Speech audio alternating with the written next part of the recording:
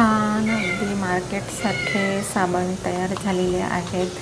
इथे तांदळाच्या पिठापासून आणि केशर टाकून एक साबण तयार केलेला आहे आणि 3 तांदळाचे पीठ तयार करून साबण तयार केले आहे घरगुती असे. तर बघू शकता तुम्ही किती छान असं सुंदर चमक आलेले आहे. तर नमस्कार, माझ्या चॅनलमध्ये तुमचं खूप खूप मनापासून स्वागत आहे. तर इथे व्हिडिओ स्किप न करता व्हिडिओ पूर्ण पहा आणि इथे पुढे आपली पुढची प्रोसेस आपण बघणार आहोत. इथे मी अर्धा कप तांदूळ घेतलेले आहेत आणि 2 ते 3 पाण्यात स्वच्छ धुवून घेणार आहे. तर इथे पाणी टाकून घेते आणि स्वच्छ धुवून घेते. आपण हे तांदूळ भिजवून त्याचं पीठ तयार करणार आहोत. परत एकदा पाण्यात धुवून घेतले आणि पाणी टाकून घेतलं आणि 5 ते 6 तास भिजत ठेवले आणि इथे एक स्वच्छ कापड घेतलं पांढरशुभ्र असं आणि त्यावर मी सुकत ठेवणार आहे. इथे मी खिडकीमध्ये थोडंसं ऊन येतं, त्या उन्हामध्ये सुकवून घेते. तर इथे आपले तांदूळ छानपैकी सुकलेले आहेत. तुम्ही बघू शकता ऊन आलेलं आहे आणि इथे मी तांदूळ सुकवून घेते आणि इथे मी त्याचं बघा छान सुकलेले आहेत. त्यामध्ये आता मिक्सरला टाकून मी छानपैकी बारीक पीठ तयार करणार आहे. इथे मिक्सरला दळून घेतलेलं आहे, पीठ बारीक झालेलं आहे आणि आता इथे मी छोट्या गाळणीने गाळून घेते. इथे पीठ छानपैकी गाळून घ्यायचं आहे आणि जाडसर पीठ राहील ते ठेवून द्यायचं. तर इथे बारीक स्मूथ असं पीठ आपलं तयार झालेलं आहे. तर इथे मी 2 वाट्या घेतलेल्या आहेत, दूध घेतलेलं आहे, एक बटाटा घेतलेला आहे, बटाट्याचा रससुद्धा टाकणार आहे आणि इथे ई विटामिनच्या 2 गोळ्या घेतलेल्या आहेत.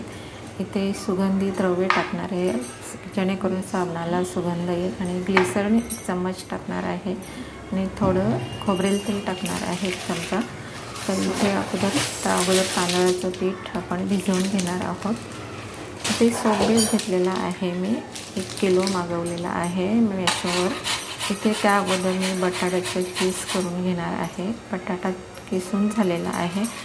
इथे मी पांढऱ्या कपड्यात ते गाळून घेणार आहे. इथे एक स्टीलचं वाटी घेतलेली आहे, त्यावर पांढरा कपडा ठेवला आणि त्यानंतर हे किस त्यामध्ये टाकून छानपैकी त्याचा रस काढून घ्यायचा आहे. तर इथे मी बटाट्याचा रससुद्धा काढून घेतला आहे. बटाट्याच्या रसने चेहऱ्यावरचे जे टॅन आलेले असतात, काळे डाग रिमूव्ह व्हायला मदत होते. आणि इथे मी तांदळाच्या पिठात बटाट्याचा रस टाकून घेतला आणि त्यानंतर दूध टाकून घेणार आहे. दूध म्हणजे तांदळाचं पिठाची जे पेस्ट होईपर्यंत दूध टाकायचं आहे आणि दुसऱ्या वाटीमध्ये मी दूध टाकून घेते, त्यामध्ये केशर टाकणार आहे. इथे मी केशर टाकून घेते, काश्मीरवरून आणलेलं केशर आहे. छान असं त्याला सुगंध येतो आहे आणि छान असा कलरसुद्धा येतो आहे. तर इथे 1 चमचा मी त्यामध्ये ग्लिसरीन टाकणार आहे. ई विटामिनची गोळी 2 गोळ्या घेतलेल्या आहेत, त्या फोडून टाकणार आहे आणि खोबरेल तेल 1 चमचा टाकणार आहे.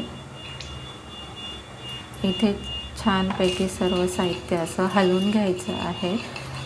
चांगला पिवळा कलर येईपर्यंत भिजत ठेवायचं आहे आणि इथे मी सुगंधित द्रव्य 2 थेंब टाकले आणि इथे मी एक सोप बेस घेतलेला आहे. सोप बेस 1 किलो मागवलेला आहे, त्यातले अर्धा भाग मी कट करून घेणार आहे आणि छोटे छोटे तुकडे करून घ्यायचे आहेत. इथे बारीक सोप बेस करून तुम्ही मेशोवर ॲमेझॉनवर उपलब्ध आहे, ते मागू शकता. तर इथे मी कढईत पाणी तापत ठेवलेलं आहे. पाण्याला छान उकळ आला की त्यामध्ये मी एक कढई ठेवली आणि त्यामध्ये पातेली ठेवली. पातेलीमध्ये आपण सोप बेस टाकून घेणार आहोत आणि मेल्ट करून घ्यायचं आहे. सोप बेस छानपैकी मेल्ट झालेला आहे आणि इथे मी 2 वाट्या घेतलेल्या आहेत. एका वाटीमध्ये मी एका साबणापुरतं सोप बेस काढून ठेवलं, कारण जे आपण केशरचं दूध केलेलं आहे ते टाकणार आहोत. आणि इकडे तांदळाचं पीठ आपण एक पातेलीत टाकून घेते आणि छानपैकी चमच्याने हलवून घ्यायचं आहे. इथे आपण जे तांदळाचं पिठाचं सोप बेसमध्ये टाकून घेतले, चांगलं हलवून घेतलं आणि इकडे एका वाटीमध्ये बेस काढून घेतलं होतं. त्याच्यामध्ये मी केशर टाकून घेते. केशरने छान चेहऱ्याला चमक येते आणि ग्लो येतो आणि तांदळाच्या पिठाने चेहऱ्यावर जे टॅन आलेले असतात, डाग आलेले असतात, ते रिमूव्ह होण्यास मदत होते. इथे मी मोल्ड घेतलेला आहे, सिलिकॉनचा आहे.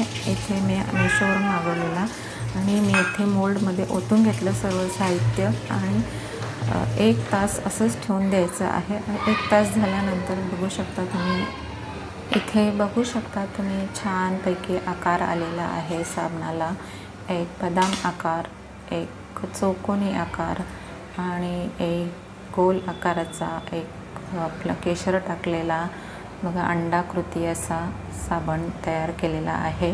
त्यामध्ये मी ग्लिसरीन, खोबरेल तेल टाकलेलं आहे, ई विटामिन टाकलेलं आहे. तुम्ही बघू शकता छानपैकी 4 साबण आपल्या घरगुती तयार झालेल्या आहेत. तर ह्यामध्ये मी आता एक साबण पाणी घेतलेलं आहे आणि आपण एका साबणाचं फेस होतो का नाही ते पाहूया. तर इथे बघा छानपैकी साबणाचा फेस होतो आहे आणि हातावरचा मळ निघून जातो. तर इथे बघा छानपैकी हातावर मी फेस केलेला आहे आणि आपल्या घरच्या घरी आपण वापरू शकतो. या अगोदर मी कडुनिंबाच्या पानांचा रस काढून साबण तयार केलेला आहे आणि छान प्रतिसाद मिळालेला. तर आता मी तांदळाच्या पिठापासून आणि केशर टाकून हे साबण तयार केलेलं आहे. केशरने छानपैकी चेहऱ्याला चमक येते आणि ग्लिसरीनने त्वचा छान मऊ राहते. खोबरेल तेलाने मॉइश्चराईज राहते त्वचा.